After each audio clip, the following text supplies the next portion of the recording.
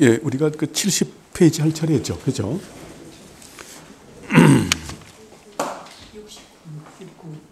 아, 69페이지 안 했나요?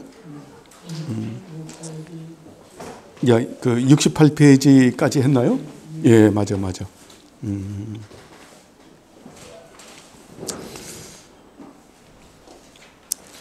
예, 우리가 이 부분 68페이지에서 배운 얘기는 우리가 죄를 짓게 되면 사람들이 어때요? 하나님 앞에 숨으려고 하는 그런 것들을 가지고 있죠. 그죠? 예, 죄를 짓게 되면 하나님 앞에 숨으려고 하는 것이다. 지금도 마찬가지죠. 그죠?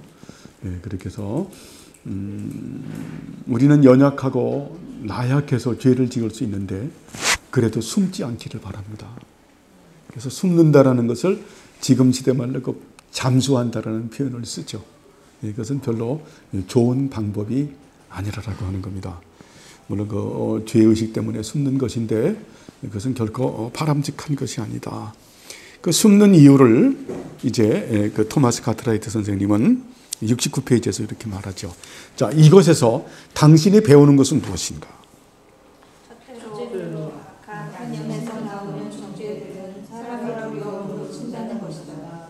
그러므로 끔찍한 공포는 사방 팔방에서 그를 무섭게 하며 쓰러뜨리고 뒤쫓아가서 무시무시한 왕 앞에 그를 세워놓을 때까지 그를 가만히 내버려 두지 않는다. 이러므로 선한 양심은 크게 칭찬을 받아서 잔치를 할 뿐만 아니라 계속적으로 잔치를 벌일 것이라고 말한다. 둘째로 죄의 열매는 두려움이라는 것인데 그 두려움은 인간이 하나님이 마치 적인 것처럼 하나님으로부터 도망하게 만든다. 이에 반하여 사도는 양심의 평화를 가졌을 때 우리가 하나님 존전 앞에 나아가며 가까이 하는 것이라고 단언한다. 셋째로 그들의 죄는 맹목의 결과를 가져온다.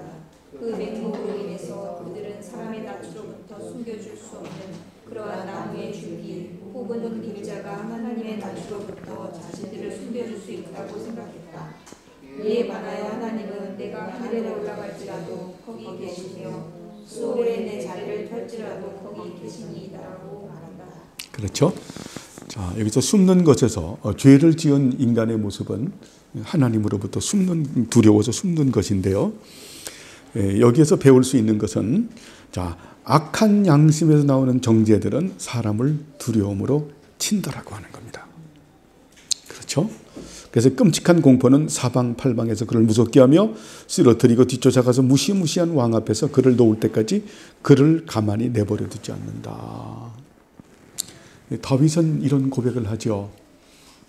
죄는 죄로 말미암아 내 재앙이 나를 이렇게 두른다라는 표현을 합니다. 이제 재앙이 나를 두른다라고 하는 것은 그 하나님의 공의로운 그런 그 보응이라고 말할까요? 그것이 나를 치기 위해서 이렇게 나를 두른다라고 하는 표현을 쓰죠. 사람들은 그래서 악한 양심에 나오는 정죄들은 사람을 두려움으로 친다라는 것을 본인이 깨닫고 알게 된다라는 거죠. 그래서 그 예수 안 믿는 사람들도 사필 규정이란 말을 쓰죠, 그죠? 그래서 죄를 짓게 되면 반드시 거기에 대한 그 죄에 대한 보응이 뒤따르기 때문에 사람들이 두려워한다라고 하는 겁니다. 자, 그러나 선한 양심은 크게 칭찬받아서 잔치를 할 뿐만 아니라 계속적으로 잔치를 벌인다. 이 잔치라고 하는 것을 잔치라는 은유법을 가지고 표현하는 것은 바로 그 하나님 나라를 말하는 거죠. 하나님 나라 속에 은혜 가운데 거한다라고 하는 겁니다. 참 그렇죠? 그래서 우리가 악한 양심은 그 상당히 하나님의 그 보응적 원리를 참 두려워하지만 선한 양심은 어때요? 하나님 나라 속에서 은혜를 받고 누리는 잔치 문화를 가지고 표현하는 것을 볼 수가 있습니다. 둘째로 죄의 열매는 두려움인데 두려움은 인간이 하나님이 마치 적인 것처럼 하나님으로부터 도망하게 만든다. 그렇죠. 죄의 열매는 두려움이다. 근데 이 두려움은 어때요? 하나님을 마치 적인 것처럼 생각해서 하나님으로부터 도망을 가게 만들죠. 그럼 여기에는 계속해서 첫째와 둘째도 계속해서 그 보응의 원리를 말하죠. 그렇죠? 여러분, 보응의 원리는 또 하나님의 정의이기도 하죠. 그런 부분들을 두려워하게 된다라고 하는 겁니다. 이에 반하여 사도는 양심의 평화를 가졌을 때 우리가 하나님 존전 앞에 나아가며 가까이 하는 것이라고 했다. 자, 우리가 양심의 평화를 갖게 되면 우리 양심이 어때요? 하나님의 선한 뜻을 알아가고 찾아가려고 하죠. 그죠? 바로 그걸 말하죠. 우리가 양심의 평화를 가졌을 때 우리는 하나님의 존전 앞에 나아가고 가까이 나아가게 한다라고 이렇게 말씀하고 있습니다. 그래서 양심의 평화를 가졌다라고 하는 것은 어찌 보면 세례를 말하기도 하죠. 그죠? 세례는 그 양심이 하나님을 찾아가는 것이다. 그리고 셋째로 그들의 죄는 맹목의 결과로 나온다. 이 맹목이라고 하는 것은 자, 앞뒤를 가리거나 사리를 판단할 능력이 없는 상태를 말하는 거죠. 그래서 그 맹목적으로 인하여 그들은 사람의 낯으로부터 숨겨질 수 없는 그러한 나무줄기 혹은 그림자가 하나님의 낯으로부터 자신들을 숨겨줄 수 있다고 생각했다. 아담도 역시 그래서 그랬죠. 무화과 나무 잎을 엮어서 그렇게 했던. 그러나 그렇게 해서 자기의 죄를 숨기려고 했지만 그러나 어때요? 하나님은 내가 올라갈지라도 거기 계시며 수월에 내 자리를 펼지라도 거기에 계시니이다 라고 말합니다. 하나님은 어때요? 전지하신 분이시죠. 모든 것을 전부 알고 계시는 분이시죠. 그렇죠? 그래서 우리가 죄를 짓게 되면 그 죄는 하나님으로부터 피할 수가 없다라고 하는 겁니다. 그래서 죄를 짓는 사람들은 하나님의 그 보응의 원리를 두려워하고 그리고 그 보응의 원리 때문에 하나님을 무서워해서 도망가게 된다라고 말을 합니다. 그리고 이것은 정말 또 하나님으로부터 숨을 수 있다라고 생각하지만 결코 숨을 수가 없는 그러한 부분을 말할 수가 있습니다. 자, 계속 읽고 넘어가겠습니다. 그 다음에 나오는 것은 무엇인가? 하나님께서 네가 어디 있느냐라고 물으셨다는 것이다. 하나님은 네가 어디 있는지 잘 알고 계셨다. 그렇죠. 내가 어디 있느냐? 하나님의 전지성이시죠. 자, 이 사실에서 배우는 것은 무엇인가? 하나님께서 우리를 찾지 않으시거나 다시 되어가기 위해서 우리를 따라오지 않으신다면 우리가 지옥에 이를 때까지라도 절대로 하나님으로부터 도망하려고 해서는 안 된다는 것이다. 둘째로 우리를 고향으로 부르시는 수단들은 하나님의 입에서 나온 말씀이라는 것이다. 자, 무슨 말씀입니까? 자, 하나님께서 우리를 찾으려고 하면 자, 내가 어디 있느냐라고 하는 것은 하나님께서 찾으려고 하시는 거죠. 그러면 어때요? 절대로 하나님으로부터 도망을 가서는 안 된다. 이 지옥에 이를 때까지라도 하는 것은 아주 극단적 표현이죠. 절대로 도망가서는 안 된다라고 하는. 여러분, 우리를 찾는 것은 어때요? 하나님께서 우리를 기억하신다라고 하는 거죠. 이게 대단히 귀중한 거잖아요. 예? 하나님께서 우리를 기억하신다라고 하는 이게 얼마나 영광스러운 겁니까? 그렇죠. 그리고 하나님께서 우리를 부르시는 수단은 어때요? 하나님의 입에서 나오는 모든 말씀이다. 자, 하나님의 말씀이 우리들을 갖다가 부르시는 도구가 되는 거죠. 그죠? 그래서 하나님의 말씀이라고 하는 것은 하나님의 속성의 발현이요, 하나님의 인격이죠. 그래서 그 말씀 그 자체가 하나님이시죠. 그래서 하나님께서는 말씀을 가지시고 우리를 부르신다. 그래서 오늘도 그 성전에 대해서 말씀을 했는데 구약에 있는 성전의 구약 성전은 어때요? 하늘 성전의 모형이고 예표이기도 하죠. 그러면서 어때요? 신약 성전의 또 예표이기도 하죠. 그래서 신약 성전의 성취가 바로 교회거든요. 그래서 교회는 어때요? 그 하늘 보좌에 하나님이 계시고 예수님이 계시고 성령님이 계신 것처럼 우리 이 지상교회에도 어때요? 거기에 그림자기 때문에 여기도 어때요? 하나님께서 계시죠. 예수님 계시죠. 성령님 계시죠. 그렇기 때문에 하나님께서 우리를 부르시고 또 예수님께서 성령님께서 우리를 부르시는데 무엇을 가지고 부르세요? 말씀을 가지고 부르시죠. 그죠? 말씀을 가지고 부르시는. 그래서 교회에 주시는 은혜의 방편 중에서 굉장히 중요한 게 설교죠. 그죠? 그 말씀이라고 하는 것은 설교를 말하는 거거든요. 설교를 가지시고 하나님께서 우리를 부르신다라고 하는 겁니다. 그래서 간혹 가다가 우리 주명교회는 뭐 그런 일이 없지만, 강해 설교를 해서 그런 일이 없지만, 저 말씀은 혹시 나를 겨냥해서 하는 말이 아닌가라는 그런 것이 들어올 때가 있어요. 그죠? 그럴 때는 우리가 어떻게 깨달으냐면, 목사님이 뭐 나하고 감정이 있어서 나를 지적하시는가 보다, 이런 거는 굉장히 옹색한 거죠. 또 우리는 강해 설교하면 그런 거를 또 할 수도 없어요. 그런데 그게 혹시 나에게 적용되는 것처럼 할 때는 뭘 깨달아야 돼요? 하나님께서 나를 사랑해서 나를 부르시는구나. 그죠? 이게 되게 중요한 거죠. 그걸 말하는 거예요. 그걸 말하는. 그래서 때에 따라서 설교에서 마치 나에게 하는 것처럼 그런 설교가 있어질 때 여러분 그때 숨지 않기를 바랍니다. 네? 저게 나를 향해서 얘기하는 거야. 그래서 내가 상처가 돼야 하는 것은 어때요? 숨는 거죠. 그것은 바람직하지가 못하다라는 거예요. 하나님께서는 말씀을 가지고 우리를 부르신다. 자, 다음에 나오는 것은 무엇입니까? 아담이 이유가 되지 않는 것들. 예, 같이 하세요. 시작. 아담이 이유가 되지 않는 것들을 이유로 들었다는 것이나 즉 주님의 목소리 그의 두려움 그의 벗었습니다. 그러나 이것은 사실이 아니었는데 그가 도망가지 않았을 때에도 하나님의 음성을 들었었고 벗어나라는 것을 생각해보면 그렇다. 그리고 그의 마음은 그의 죄가 진짜 원인이라는 것을 모른 척했다. 예, 이제 아담이 내가 어디에 내가 왜 숨었느냐라고 하나님께서 질문하니까 아담이 뭐라고 말해요? 내가 아담과 하와가 우리가 벗었나이다라고 그렇게 핑계를 대죠, 그죠? 그래서 그거를 말하는 겁니다. 아담이 이유가 되지 않는 것들을 이유로 둘러대는 것이다. 즉 주님의 목소리, 또 주님의 두려움, 또 그의 두려움, 그의 벗었음 등이다. 그러나 이거는 핑계에 불과한 거죠.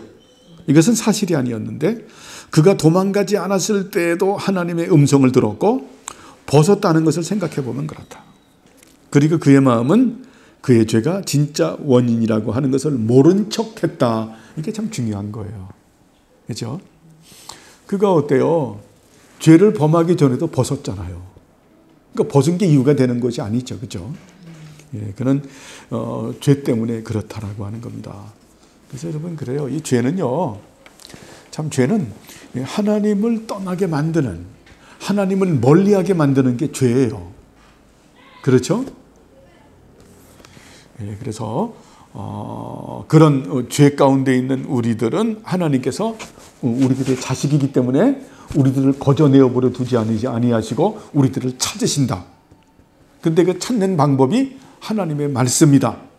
말씀을 가지고 우리를 찾으시는데 이제 그 말씀은 교회 주신 은혜의 방편 중에 하나인데 설교 중에 아니면 성경 공부 중에 또 성도들의 어때요? 교제하면서 다양한 방법으로 하나님께서 우리를 찾으신다.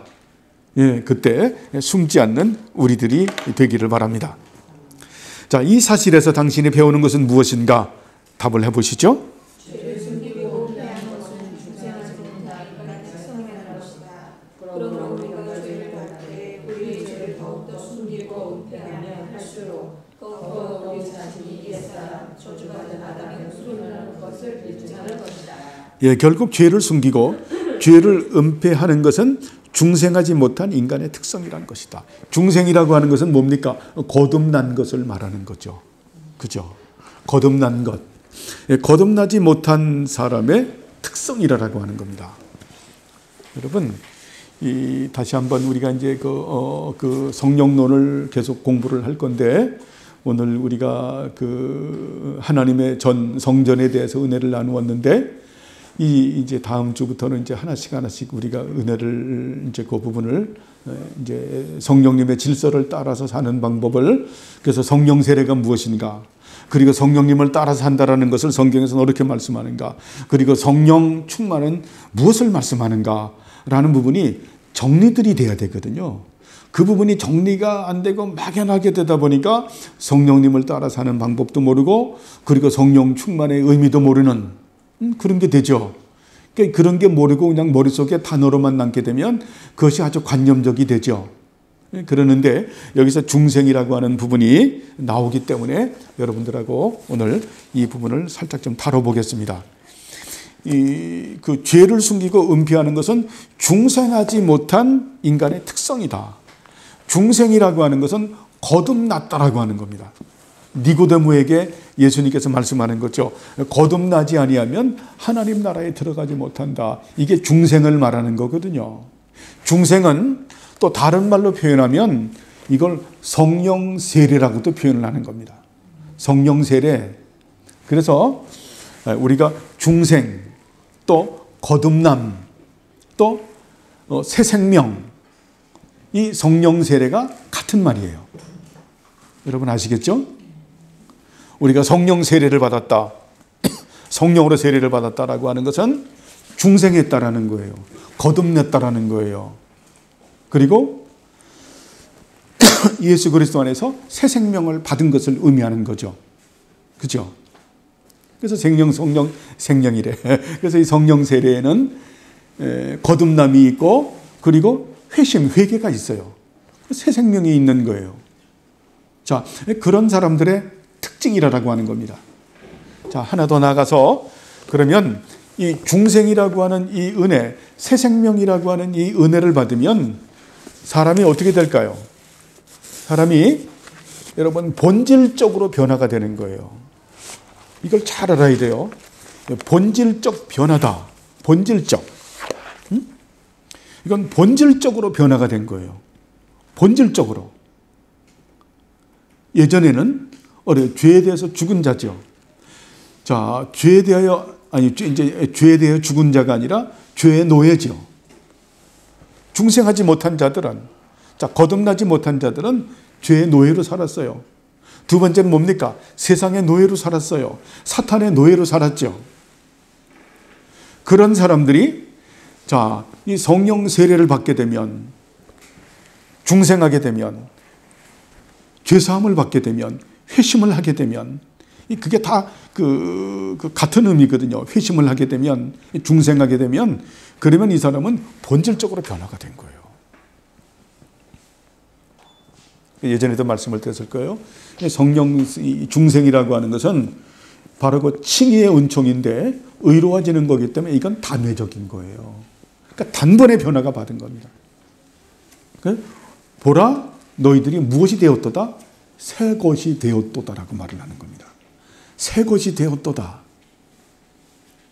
그래서 중생한 사람들은, 자, 성령 세례를 받은 사람들은, 거듭난 사람들은 하나님께서 하나님의 말씀을 가지고 우리들의 죄를 지적할 때 숨기고 은폐하지 않는다라는 거예요. 왜? 본질적으로 변화를 받았기 때문에. 이해하시겠어요? 자, 그러면 여러분이 질문을 해요. 그 다음에 그런데 본질적으로 이렇게 변화를 받았다 그러면은 좀 상태가 좋아야 되지 않느냐고. 왜 이렇게 상태가 나쁘냐고. 그러니까 본질적으로 변한 거하고 상태하고는 또 다른 거예요. 이해하시겠죠? 이걸 헷갈리면 안 돼요. 그래서 칭의는 법정적 용어예요. 이 성령 세례라고 하는 것은 우리의 의지와는 상관이 없이 그냥 성령께서 확 은혜를 베풀어 주시는 거죠. 그래서 하나님의 자녀가 된 거예요. 본질적으로 하나님의 자녀예요. 자, 하나님의 자녀, 크리스찬은 그래서 여러 가지로 분류를 해요. 예전에 고린도전서 2장을 공부하면서 여러분 기억납니까? 자, 영적으로 죽은 사람을, 자, 그걸 갖다가 우리가 뭐라 그래요? 영적으로 죽었다. 이 푸시키코스, 하나님하고의 그런 영적으로 단절된 사람, 불신자를 말하죠. 그러나 본질적 변화를 받은 사람, 자, 성령 세례를 받은 사람, 이 사람은 어때요? 두 가지가 있죠. 사르키코스와 그리고 푸뉴마티코스. 자, 육적인 사람, 그리고 어때요? 성령에 속한 사람, 그런 사람이 되죠. 결코 육에 속한 사람은 아니죠. 그러니까 성령 세례를 받았다라고 하는 것은, 중생했다라고 하는 것은 어때요? 하나님의 자녀가 된, 비록 사르키코스의 삶을 산다고 할지라도 그는 어때요? 하나님의 자녀죠. 그죠? 근데 우리들은 어때요? 사르키코스와 푸뉴마티코스라고 하는 것을 번갈아 왔다 갔다 하면서 살죠. 하루에도 어떤 때는 어때요? 변덕이 죽 끓듯이 왔다 갔다 하면서 사는 경우들도 있어요. 그러면서 점진적으로 우리가 성화되어져 가는 거죠. 그래서 칭의는 단회적인 거지만 성화는 반복적인 것이에요. 그래서 칭의라고 하는 부분을 드러내기 위해서 세례죠. 그 거듭난 사람에게 그 신앙 고백을 받고 세례 주는데, 세례는 단회적 그런 행위죠. 그죠? 단회적 행위. 예전에 이민정 집사님이 저한테 그런 적이 있었어요. 목사님, 제가 군대에서, 이민정 집사님이 저에게 질문한 건가요? 제가 군대에서 세례를 받았다고. 아닌가요? 예? 어느 분이 저한테, 그 주명교회 나왔던 분인데, 어느 분이 누가 그랬는지, 저한테 뭐라 그랬냐면은, 그분이, 목사님, 제가요, 군대에서 세례를 받았습니다. 군대에서 세례를 받았는데, 제가 세례의 의미도 제대로 모르고 가르쳐 주지도 않은 상태에서 세례를 받았는데, 제가 다시 세례를 받을 수 없나요? 제가 안 된다 그랬어요. 왜냐하면 세례는, 이거는 단회적인 거거든요. 거듭나는 것은 단회적인 거예요. 단회적인 거. 이것은 반복적인 개념이 아니에요. 그렇기 때문에 본질이 변화된 거예요. 우리가 성령 세례를 받았다. 조금 아까 다시 말하면 우리가 거듭났다.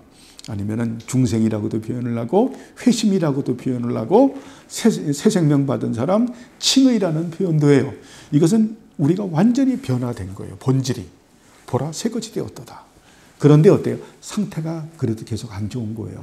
그래서 그 상태가 좋아지게 만드는 게 성화죠. 성화라고 하는 것을 우리가 sanctification이라는 표현을 쓰는데, 이것을 조금 더 쉽게 말하면은, 거듭난 사람에게는 그 특징이 있어요. 거룩에 대한 열정이 있는 거예요. 내가 정말 거룩하게 되고 싶습니다. 거룩에 대한 열정이 있고, 그리고 그 거룩에 대한 열정을 행할 수 있도록 성령님이 능력 주심이 있는 거예요. 이게 성화예요. 이게 성화. 그래서 성화는 반복적인 거죠. 반복적인 건데, 그런데 우리들은 어때요? 상태가 좋지 않기 때문에 변덕이 죽 끓듯이 한다. 그래서 어떤 때는 그냥 아침에는 사르키코스, 저녁에는 푸뉴마티코스, 어떤 때는 아침에는, 오전에는 푸뉴마티코스, 저녁에는 사르키코스. 부흥해서 딱 나오면은 푸뉴마티코스인데, 버스에 타서 누가 발 한번 딱 밟으면은 그냥 사르키코스로 팍 변해가지고 어느 놈이 내 발을 이렇게 변하는. 참 우리는 그렇게 변덕이 죽 끓듯이 하죠. 그러면서도 어때요? 이 중생한 사람은 여기서 말하는 것처럼, 자, 죄를 숨기고 은폐하는 것은 중생하지 못한 인간의 특성이라는 것이다. 그러므로 우리가 죄를 다룰 때 우리의 죄를 더욱 숨기고 은폐하면 할수록 더욱 우리 자신이 옛사람, 저주받은 아담의 후손이라는 것을 입증하는 것이다. 그렇죠? 이걸 숨긴다라고 하는 것은 우리의 상태가 안 좋다는 것을 드러내는 것이라고 하는 겁니다. 참, 그래서 이런 부분을 우리가 잘 알아야죠. 그래서 우리는, 자, 우리의 본질이 변화가 됐지만, 우리는 죄의 상태에서 태어났고, 그죠? 죄악의 상태에서 태어났고, 우리는 죄악의 본질을 가지고 있는 것. 본질하면 안 되죠. 그죠? 우리 본질이 변화가 되는데 무슨 또 본질이라는 표현을 쓰면 그 성령 세례의 칭의에 대한 의미가 없어지니까, 우리는 죄악의 상태에서 태어났고 죄악된 본성을 가지고 있는 거죠. 죄악된 본성을 가지고 있어서 우리가 원죄와 자범죄의 영향을 받는, 그렇죠? 원죄와 자범죄의 영향을 받아서 이런 여러 가지 육체의 소욕을 비롯해서 여러 가지 우리가 율법의 낯선 여인들의 영향을 받는 우리들이라고 하는 거죠. 결국 죄를 숨기면 숨길수록 우리는 어때요? 우리의 타락함을 더욱더 드러내는 꼴이 된다라고 하는 겁니다. 그리고 어때요? 정말 칭의의 은총을 받은 사람들은 죄를 숨기질 않죠. 그죠? 그래서 칭의의 은총을 받은 사람들이, 성령 세례를 받은 사람들의 특징은 연약하고 나약해도 자원하는 마음으로 순종하고 자원하는 마음으로 헌신과 섬김의 삶을 살아간다라는 겁니다. 참 그게 특징이에요. 굉장히 연약함에도 불구하고, 쉽게 말하면 이거예요. 자, 성화가 되면 될수록 사과나무로 비유를 해보죠. 성화가 되면 될수록 사과나무에 사과가 무지하게 많이 열려요. 그래서 이 사람도 따먹고 저 사람도 따먹고 뭐 그냥 너무 사과나무가 많이 열리니까 많은 사람들이 그 나무로부터 혜택을 입을 수가 있는 거죠. 그죠? 그러니까 우리들이 맺는 열매는 어때요? 하나님을 기쁘시게 하면서도 사람들을 기쁘게 하는 열매죠. 그런데 어때요? 성화가 덜 된 사람들 같은 경우에는 그 사람들도 분명히 열매가 열린다고요. 사과나무가 사과나무의 열매가 열리는 것처럼 열리는데 열매가 굉장히 적어요. 좀 맛도 덜 하겠죠? 그죠? 그래도 그거는 뭡니까? 그래도 사과나무죠. 무슨 얘기를 하려고 하는지를 알죠? 그러니까 열매가 적어도 사과나무다. 열매가 많아도 사과나무다. 그렇죠? 여러분 이걸 명심하시길 바랍니다. 그러니까 우리 이점순 어머님 같은 경우 이제 세례 받아서 하나님의 딸이잖아요. 그죠? 믿으시죠, 우리 어머니, 그죠?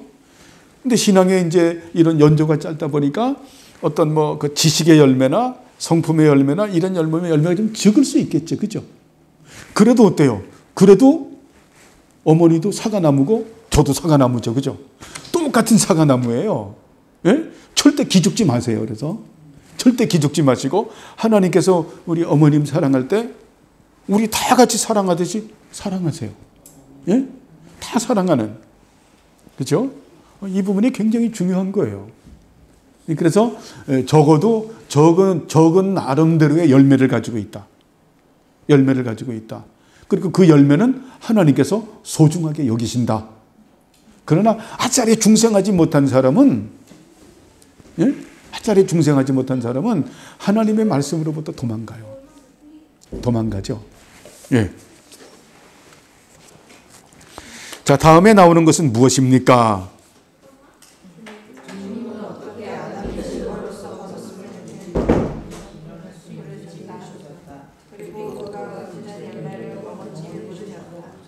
자, 이제 뭐냐면 여기서 가리키는 것은 하나님께서는 죄를 지은 사람에게는 하나님이 거저 내어버려 두시지 아니하고 반드시 하나님 뭘 하신다? 신문을 하신다라고 하는 겁니다. 그렇죠? 우리를 거저 내어버려 두시지 아니하고 하나님은 신문을 하신다. 그죠? 이게 참 중요하죠. 그래서 여러분 하나님하고의 인격적 관계를 맺는 게 되게 중요해요. 그래서 인격적 관계를 맺는 것에 오늘 사실 하이라이트가 우리가 하나님의 성전 되는 겁니다. 응? 저는 우리 성도님들 영혼 속에 정말 삼위일체 하나님께서 거주하시길 믿습니다. 그런데 사실은 거주하세요. 근데 우리가 모르는 거예요. 응? 아직까지 그 진리의 도에 이르지 못해서 내 속에 하나님이 계시고 내 안에 예수님이 계시고 내 안에 성령님이 계시고 이 무지개 언약 같은 그런 언약의 은총이 있고 또 하나님의 은혜가 우리들에게 있고 거룩이라는 은혜가 우리들에게 있다고 하는 것을 우리가 인식하지 못하는 거죠. 그죠? 예, 어쨌든 그래서 이 죄를 짓게 되면 하나님께서는 어때요? 반드시 심문을 하신다. 자, 여기서 당신이 배우는 것은 무엇입니까?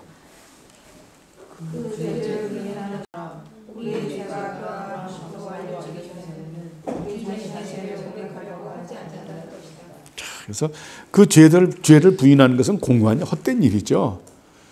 그러나 우리의 죄가 그러한 방식으로 알려지기 전에는 우리의 자신의 죄를 고백하려고 하지 않는 것이다. 그래서 여기서 토마스 카트라이트 선생님은 이제 율법의 기능을 여기서 가리키는 거예요. 율법의 기능을. 자, 하나님은 어때요? 말씀을 가지시고 우리 죄를 지적하는데 결국 말씀에는 율법의 기능을 가지고 있죠. 그죠? 죄를 갖다가 죄가 무엇인지 알게 하고, 그리고 우리가 죄인인 것을 깨닫게 하고, 죄인인 우리들이 어때요? 그 율법을 성취하지 못한다는 것을 알고 예수님에게 인도하는 그런, 우리 한글 번역엔 몽학 선생이라고 말했지만 유치원 교사와 같은 그런 역할을 하고, 나중에 그 율법이 하나님의 사람으로 온전케 만드는 그런 기능을 하죠. 그죠? 여기서 그래서 우리 죄를 고백하려고 하지 않는 것이다. 죄가 그러한 방식으로 알려지기 전까지는, 그래서 율법의 기능을 가지고 우리가 우리에게 죄를 알게 한다라는 겁니다. 자, 다음입니다. 아담이 하나님께 두 번째로 한 대답에서 당신이 배우기 시작하는 것은 무엇입니까?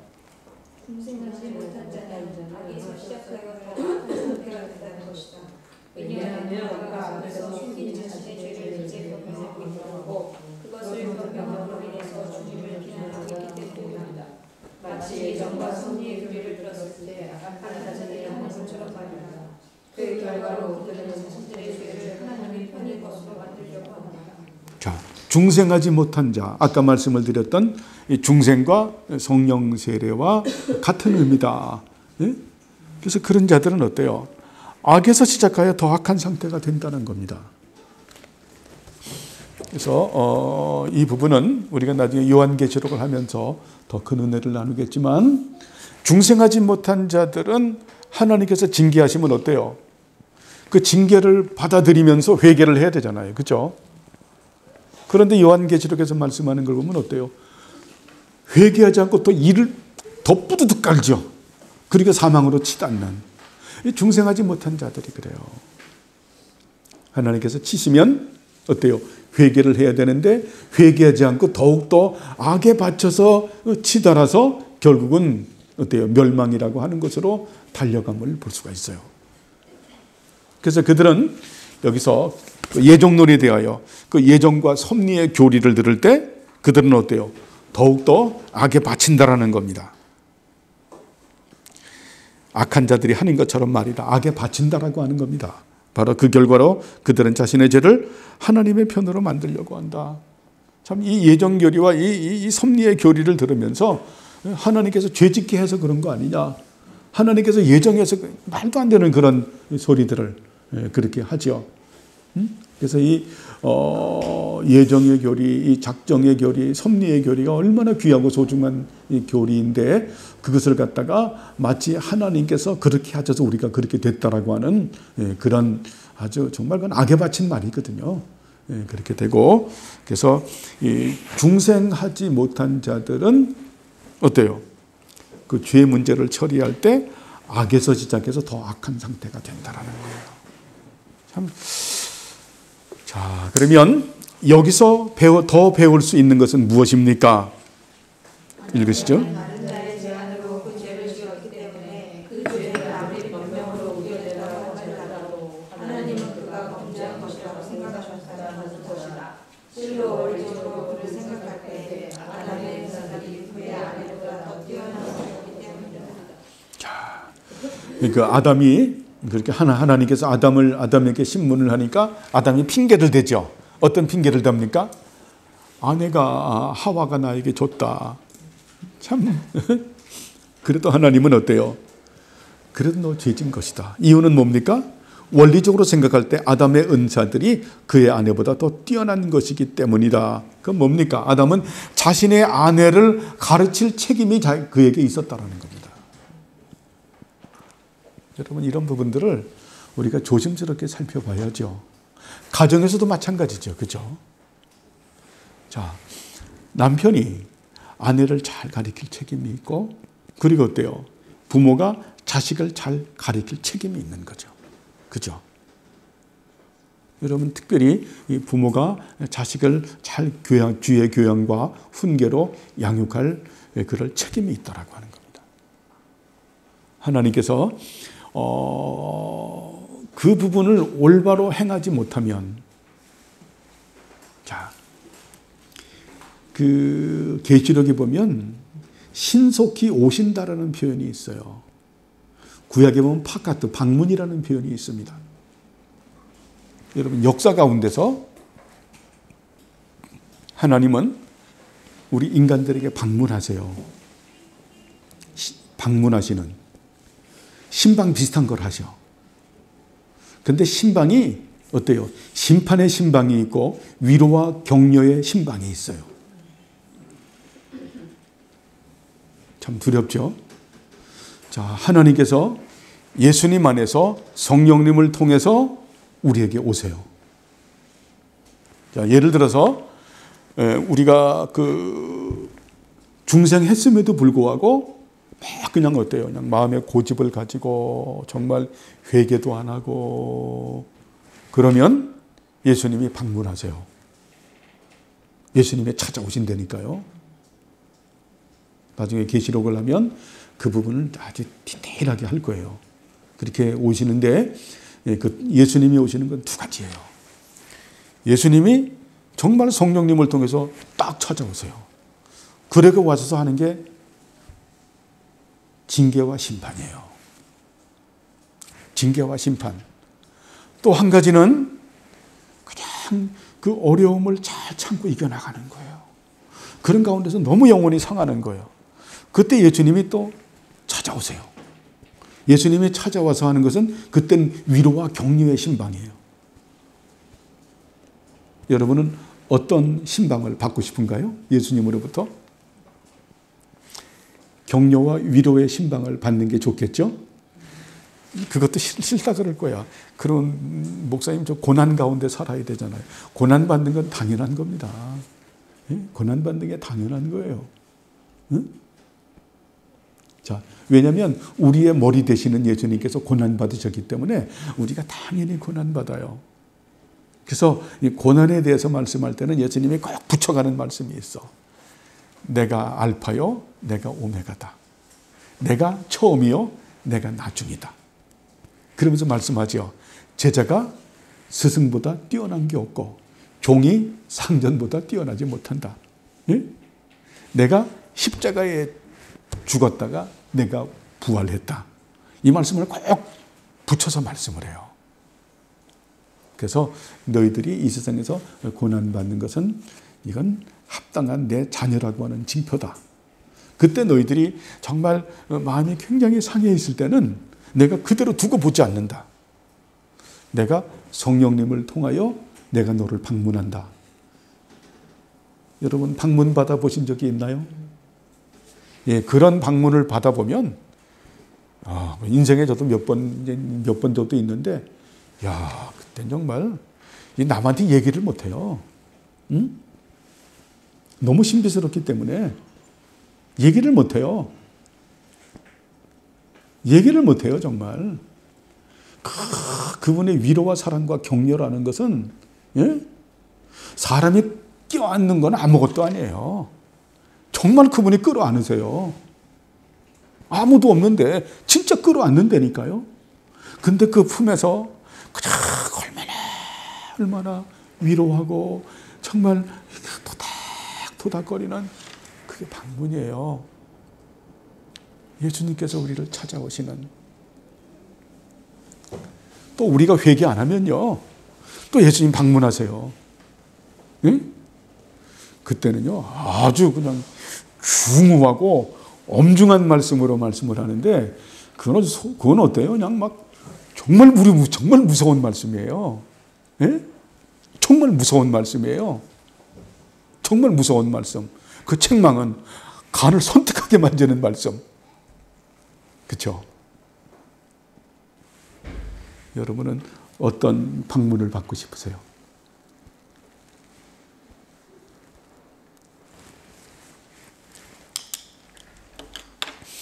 그래서 우리가 분명히 알아야 되는 것은 우리는 그 공동체에 대한 책임을 가지고 있고, 사실 우리 성도님들이 이렇게 잘못을 하게 되면 목사인 저에게 책임이 있는 거예요. 사실은 하나님께서 저에게 책임을 물으시죠. 저는 또 우리 성도님들을 잘 가르쳐야 될 그런 의무와 책임이 있고, 또한 뭐 단순한 가르치는 것뿐만이 아니라, 저는 또 사무엘이 말하는 것처럼, 사무엘이 그러잖아요. 내가 너희들을 위해서 그 기도를 쉬는 죄를 범하지 않겠다.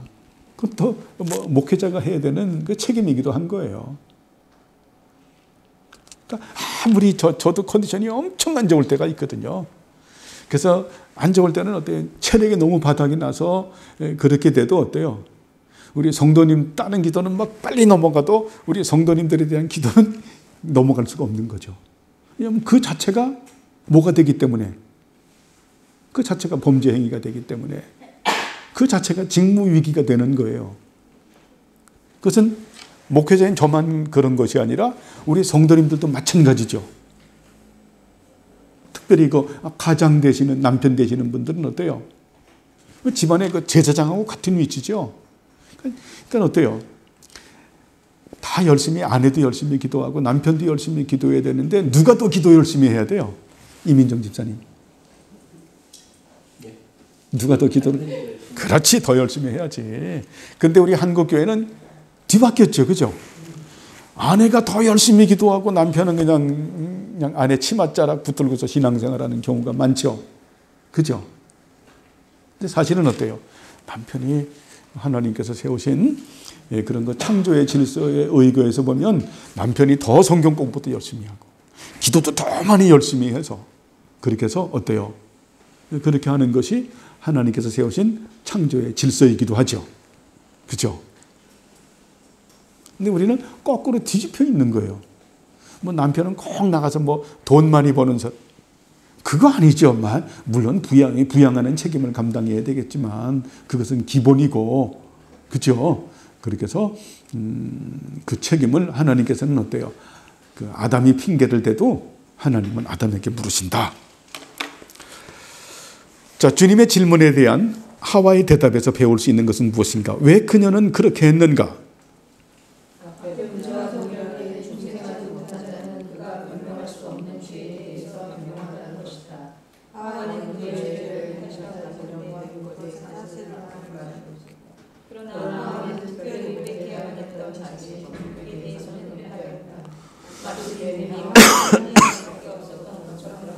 예. 또 저기 하와는 누구에게 변명을 했나요? 뱀이 저를 꼬셨어요 라고 말을 하는 거죠. 그죠? 예, 그러나 그거 사실은 말을 한 거지만, 그러나 어때요? 하와가 특별히 고백해야 됐던 것은 자기의 정욕에 대해서 은폐했다라고 하는 겁니다. 정욕이라고 하는 단어를 우리가 헬라어에서는 여러분들에게 말씀을 드렸는데 파도스라고 하는 단어를 쓰죠. 파토스 하면 어때요? 하나님의 가슴 아픈 사랑을 말하는 거고, 파도스 하게 되면 이게 그 욕정을 말하는 거거든요. 이 정욕, 우리가 뭐 정욕이나 욕정이나 비슷한 건데, 이런 것을 은폐했기 때문이라고 하는 겁니다. 자, 참 우리들에게는 이러한 부분들을 가지고 있죠. 그죠? 이미 어때요? 이때는 이걸 말할 수 있는 것은 지금은 무음한 상태가 아니잖아요. 선악과를 따먹고 난 다음에는 이미 어때요? 상태가 굉장히 나빠진 상태를 말하는 거죠. 그 나빠진 상태를 갖다가 고백을 해야 되죠. 그죠? 나빠진 상태. 자, 나쁘기 전에도 어때요? 그런 부분들을 가지고 있었지만 이제는 어때요? 상태가 정말 나빠졌기 때문에 자기의 그 정욕에 대하여 고백을 해야 되는, 여러분 우리도 우리의 정욕에 대하여 고백을 하면 그걸 아파하고 애통해하고 그 문제 해결을 되기 위해서 고백을 하고 하면은 어때요? 하나님께서 은혜를 베푸신다니까요. 그걸 베풀어 주세요. 근데 그것도 단번에 기도를 들어주지 않죠. 아주 끈질기게 아주 하나님께서는요, 참 보면 그렇게 단번에 기도를 들어주지 않으세요. 저번에도 말씀을 드렸지만 이스라엘 백성들이 그 바알신과 아세라신을 섬긴 이유 중에 하나가 어때요? 그들은 단번에 들어주거든요. 예? 기후제 지나면 비 오고 정말 그렇게 하고 열매도 맺게 하고 잘 먹고 잘 살게 하는데, 근데 하나님은 단번에 들어주는 법이 없어요. 아주 그냥 늦게 들어주니까, 길게 끌고 가다 보니까 조급증이 나가지고 아이 바알신 따라가, 아이 아세라신 따라가, 이런 짓거리들을 하거든요. 그래서 우상 숭배하는 이유가 그거예요. 하나님은요 아주 정말 길게 끌고 가지다가 인내하면서 우리에게 은혜 베풀어 주신다. 그게 하나님 방법이에요. 하나님 방법.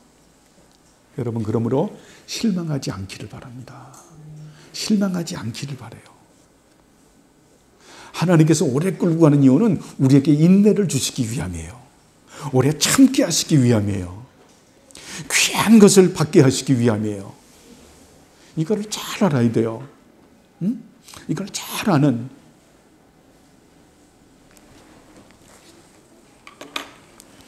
다음 문제입니다. 왜 많은 자들 가운데서 주범인 옛뱀에게 물으셨다는 말이 없는가? 왜냐하면 주께서 뱀에게 긍휼을 베풀지 않으실 것을 보이셨기 때문이다. 그런 이유로 하나님은 뱀에게 칭찬하지 않으셨습니다. 자, 뱀에겐 질문하지 않죠. 질문하진 이유는 뭡니까? 뱀은 미혹하는 자이기 때문에 그래요. 뱀은 어때요? 개정의 여지가 없는 자죠. 그죠? 하나님의 선택한 가운데 없는 자죠. 사탄에게 질문 안 하죠. 사탄의 국권 조직에게 질문 안 하죠. 여러분, 질문하는 이유는 뭡니까?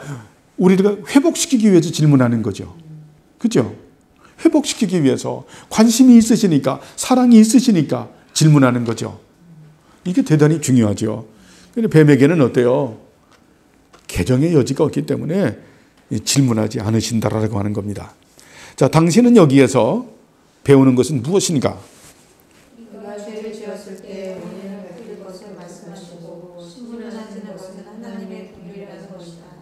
하나님께서 직접적으로 하시되 혹은 하나님께서 우리 위에 세워두신 자들에 의해서, 즉 가정의 아버지, 장관 혹은 교회의 지휘자에 의해서 간접적으로 하신다는 말이다. 그리고 죄에 대해서 신분을 찾지 않고 우리가 우리의 죄 가운데 구별하도록 내버려 두시는 것은 하나님의 기호 심판에 대한 표현을 것이다. 아멘. 자, 여기서 우리가 배우는 것은 우리가 죄를 지었을 때 원인을 밝혀서 말씀하시고 신문하시는 것은 하나님의 긍휼이라는 것이다. 맞죠? 관심이에요. 사랑이에요. 자식이기 때문에 거저 내어버려 두지 않는 거죠. 그죠? 여러분, 우리가 죄를 짓게 되면 하나님께서는 어때요? 반드시 우리에게 지적하세요. 반드시 지적하시는. 그것이 하나님의 긍휼이에요. 긍휼이에요. 그런데 하나님의 저주는 뭡니까? 죄를 지어도 거저 내어버려 두는 거예요. 죄를 지어도 잘 먹고 잘 사는 거예요. 세상에 그렇게 그 죄를 지어도 잘 먹고 잘 사는 사람들이 있죠. 어떤 불의와 그런 부정한 행위를 저지름에도 불구하고 잘 먹고 잘 사는 사람들이 있죠. 그죠? 그런 사람들을 세상에서는 뭐라고 말을 합니까? 아주 재수 좋은 놈이라고 말을 하죠. 운 좋은 놈이라고 말을 해요. 근데 그건 뭡니까? 하나님께서 거저 내어버려 두시는 거죠. 거저 내어버려 두시는 것. 그죠? 우리 김영천 집사 얘기를 하면 참 그 초등학교예요. 예? 초등학교인데 제가 좀 엄격하게 키웠죠. 아들도 하나고 엄격하게 키우는데, 야, 어느 정도 하나님께서 어느 정도 영찬이를, 우리 김영찬 집사를 사랑했냐면은 그 학교가 끝나고 난 다음에 거기 그 물이 흐르는, 쉽게 말하면 그 깨골창입니다. 거기 가서 이제 놀면 안 되거든요. 그게 이제 전염병도 이렇게 옮고 뭐 여러 가지 되면은 이제 초등학교 1, 2학년 때 되면 거기 가서 놀잖아요. 놀지 말라고 했는데, 그러면 엄마 아빠 눈을 피해서 놀아도 우리 그 주일학교 애가 와가지고 저한테 와서 일러요. 목사님, 영찬이가요 그 깨고창 가서 놀았어요. 그 말은 영찬이가 그 말 안 듣고 잘못한 거니까 목사님 혼내주세요라는 얘기예요. 예? 그 비유를 들어서 얘기하는 겁니다. 우리가 잘못한 부분들을 하나님께서 우리를 지적하시는 것은 여러분 하나님이 우리를 사랑하시는 거예요. 여러분 뭐 교통 위반을 딱 했는데 교통순경이 딱 보고서 우리를 불러요. 벌금 내게 하는 거 하나님 은혜라니까요. 예? 그 궁유를 베푸시는 겁니다. 그런데 교통 위반을 할 때마다 딱지를 안 지는 거야. 이야! 그 하나님께서 거저 내버려 두시는 겁니다. 그게 운 좋고 재수 좋은 게 아니에요. 응? 그렇죠? 하나님은 사랑하는 자의 죄를 지적하신다. 그래서 죄에서 떠나게 만드는, 왜냐하면 죄는 우리를 파괴하기 때문에. 그래서 죄 때문에 예수님 십자가에 못 박혀 달려 돌아가시잖아요. 우리를 죄에서 구원하기 위해서. 그래도 우리는 어때요? 그렇게 본질이 변화가 됐음에도 불구하고 죄의 상태가 있기 때문에 하나님께서는 어때요? 꾸준히 우리를 죄를 지적하시고 그리고 당신의 자녀로 만들어 간다라는 겁니다. 그러나 자식이 아닌 사람들은 하나님이 그렇게 하시지를 않는다라는 거예요. 이런 표현 뭐하지만 하나님 얼마나 바쁘시겠어요. 우리를 상대하는데. 근데 우리 상대하시는데도 바쁘시는데 이런 표현이 좀 망측하네요. 네? 자녀들 아닌 것까지 하나님께서 간섭하신 이유가 뭐가 있겠어요? 좀 빼고요. 밑으로 말씀을 드립니다. 어쨌든 하나님께서는 그래서 자녀 아닌 사람들은 아싸리 건드리지를 않는다. 그래서 이 땅에서 살아가는데 어때요? 예수 안 믿는 사람들, 그 사람들이 우리가 그 시편에 아구레시가 나오지만은 어때요? 아굴이 얼마나 실족할 뻔했다 그러잖아요. 예수도 안 믿고 죄는 저렇게 짓고 하는데 잘 먹고 잘 살고 이게 도대체 어떻게 된 겁니까? 예? 시편 71편인가요? 그랬는데 내가 성전에 들어가서 깨닫고 난 다음에, 성전에 들어가서 뭡니까? 하나님 말씀을 듣고 깨닫고 난 다음에 내가 짐승이었나이다 이렇게 표현하잖아요. 와, 바로 이 말씀이거든요. 하나님이 나를 지적하시고 내가 고난 가운데 넣으시고 하는 것은 이것이 하나님의 축복이라고 하는 것을 이제 내가 깨달았나이다 라고 말씀하죠. 그죠? 여러분, 그래서 우리가 이 땅에 살면서 예수님 믿으면서 예수 믿지 않는 사람들보다도 우리가 고난 가운데 있고 고통 가운데 있는 것은, 이것은 어때요? 우리가 이해할 수 없지만 하나님의 은혜인 거예요. 하나님의 사랑인 거예요. 오늘 여기까지 하는데 마지막으로 하나 좀 말씀을 드리면 계시록에서 말씀하는 666이라고 하는 짐승의 표라고 하는 거는 이제 자꾸 이제 던질 거예요. 제가 축축. 그래서 그 당시에 그 문화적으로 표현을 하면 딴 게 아니에요. 길드 조직을 말하는 거예요. 여러분 길드라고 하는 거를 아시죠? 예? 길드라고 하는 협동조합. 그 당시에 길드라고 하는 그 협동조합이 있었거든요. 그건 중세 시대 때부터 있었던 거기 때문에 유럽에서, 아시아에서 이 길드 속에 들어가지 않으면은 인권과 생존권이 보장이 안 되는 그 시대였었어요. 요한계시록을 또 중세 시대 때도, 요한계시록 때는 더더욱이 심했죠. 그렇죠? 근데 그 길드 조직에 들어가게 되면 그 길드 조직 안에서 섬기는 수호신이 있어요. 그러니까 길드 조직에 들어가야 어때요? 상권을 먹고 살 수가 있는 거예요. 예를 들어서 축산업을 하는 사람이라고 하면은 지금 그 축산 협동조합이 있잖아요. 그죠? 협동조합이 있잖아요. 그러니까 내가 소를 기른다, 돼지를 기른다, 양을 기른다라고 하면은 그 협동조합이 있어야 거기서 판매도 하고 그런 거래를 할 수가 있는 거죠. 자, 농산물을 내가 농사를 짓는다고 하면 반드시 농협협동조합에 그 당시는 길드라고 하는 협동조합이 있어서 거기에 들어가서 가입을 해야 되는 거예요. 뭐 중공업도 마찬가지고 전부 다 그런 체제로 되어 있는 거예요. 근데 재미있는 것은 그 당시에 거기를 들어가게 되면 뭐가 있냐면은 반드시 거기에 수호신이 있어요. 수호신.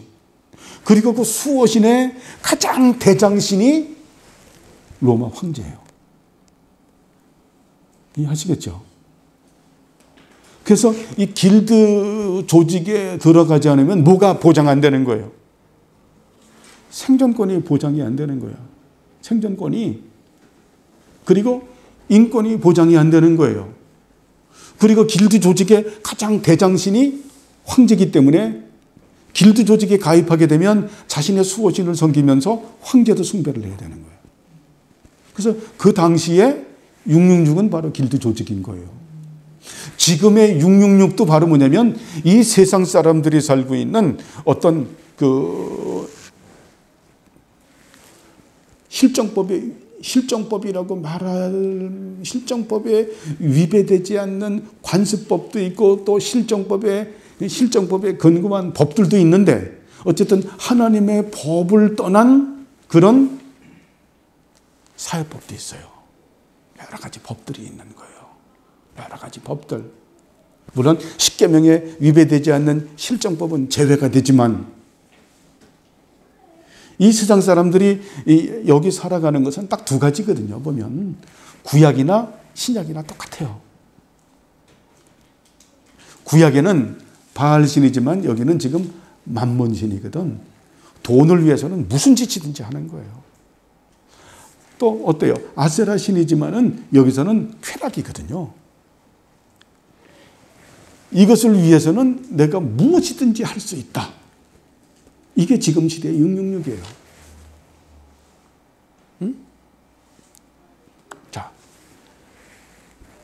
만몬신과 이런 어떤 그 아세라신 같은 것을 위해서 살아가면 서로 결속이 돼 있고 조직이 돼 있어요.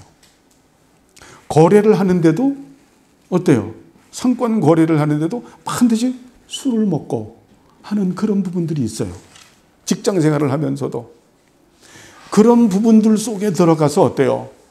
살지 않게 되면 어떤 사업도 번창하지 않고, 자, 여러 가지 그 소외도 당하죠.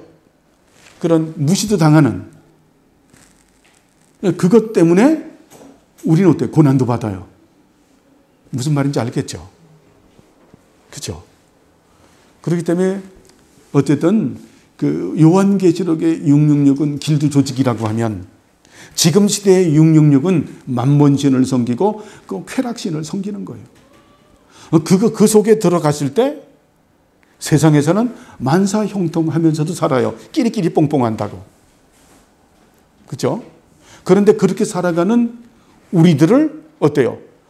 하나님께서는 말씀을 가지고 지적하시죠. 그렇죠?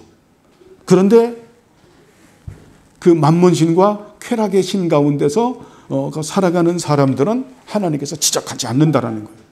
그래서 그들은 그 속에서 그 체제 가운데서 잘 먹고 잘 살아요. 그런 부분들을 여러분 부러워하지 않기를 바랍니다. 그래서 크리스찬은 악인의 형통을 부러워하지 않는다. 그래서 아굴이 성전에 들어갔다 나와서 깨닫고 나는 이제 악인의 형통을 부러워하지 않는다 라고 말하는 거죠. 그렇죠? 그런 부분들을 여러분 잘 하시고 우리가 죄 가운데 거하지 않는 그런 삶을 사는 우리 모두가 되길 바랍니다. 기도하시죠.